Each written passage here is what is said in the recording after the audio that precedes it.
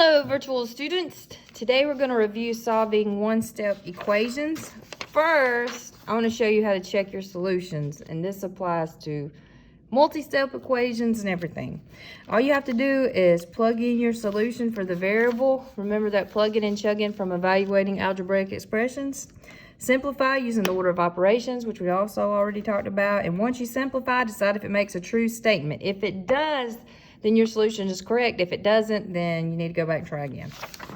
So let's look at a couple examples. So let's say I solved this equation and this is the solution I got. So let's plug it in and see if it works. So we have -2, where I see x, or the variable, I'm going to put -4.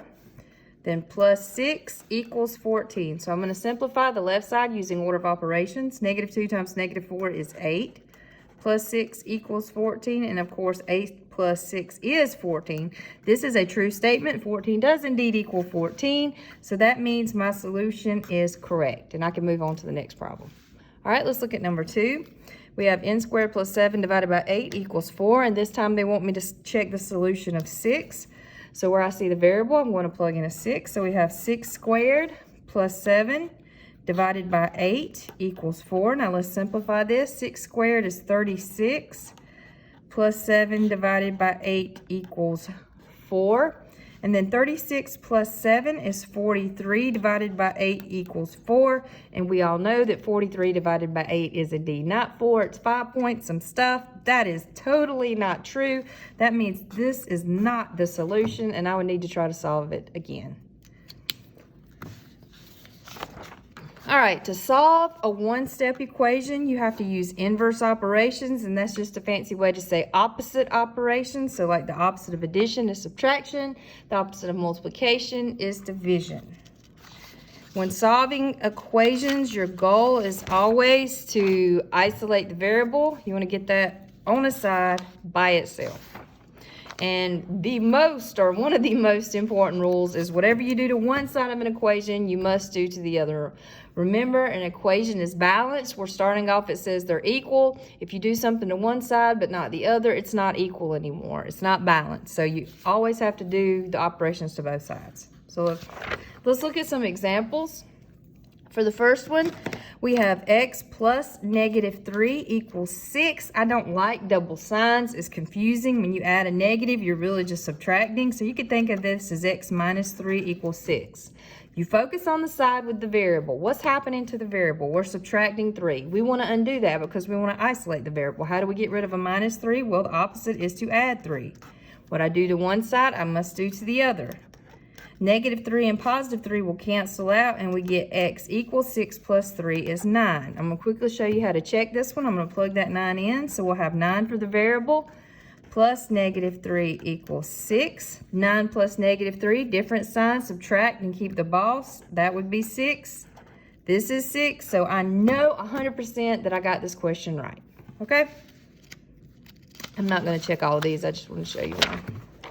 All right, let's look at another example. We have -12y equals 108. When you have a number beside a variable like this, they're being multiplied. The opposite of multiplication is division, or like I like to say, if it's beside, you divide. So I'm going to divide both sides by -12.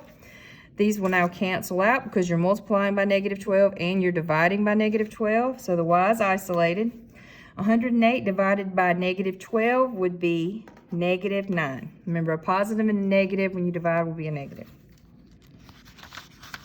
All right, let's look at another one. We have w over 11 equals 13. Remember, a fraction bar is just a fancy way to say divided. W divided by 11 is 13.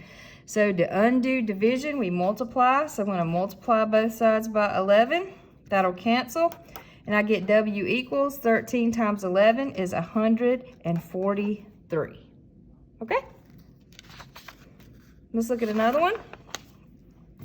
We have 2 equals 9 plus z. You can solve this just the way it is perfectly. Some people don't like having the variable on the right side. So if you wanted to, you could change this to 9 plus z equals 2. It's just whatever you're comfortable with. I'm going to come over here. We're adding 9. This 9 is positive. To get rid of it, I'm going to have to subtract it. If I subtract 9 from this side, I also must do it to the other side. These will cancel. And then 2 minus 9 would be negative 7. You only have 2, you take away 9, you're in the hole. How many? 7. All right, let's look at another one. These are the ones that nobody likes. We have 2/3 n, whoops, that shouldn't be there, but that's okay. 2/3 n equals 14. Let me rewrite that. All right, so to get rid of a fraction beside a variable, you have to multiply by its reciprocal. Okay, so the reciprocal of 2/3 is 3/2, which is where that came from. All right, and now the 3 on top and on bottom will cancel. The 2 on top and on bottom will cancel, are in the numerator and the denominator. So n is isolated. All right, to multiply these, you could cross reduce. I could say 2 will go into 14 7 times, and then you're left with 7 times 3 is 21. If you wanted to, I'm gonna come up here, I guess. You could do 14/1 times 3/2 and multiply straight across. 14 times 3 is 42. 1 times 2 is 2, and then 42 divided by 2 is 21. You get the same thing, so it's whatever you're comfortable with. Or if you have a calculator that does fractions, you could do it that way. Let's look at a word problem. I'm a big Seinfeld fan. At a restaurant, Mike and his 3 friends decided to divide the bill evenly. If each person paid $13, then what was the total bill? So we have to write the equation. So this one's a little tricky because some people want to use the number 3, but it's Mike and his 3 friends. So that's 4 people, right? And they divided the bill evenly. So you've got this bill. Let's use big B for the bill. And you're dividing it amongst 4 people, Mike and his 3 friends. And when you divided it, or when they divided it rather, each one had to pay $13. So this would be the equation, and now we want to solve it.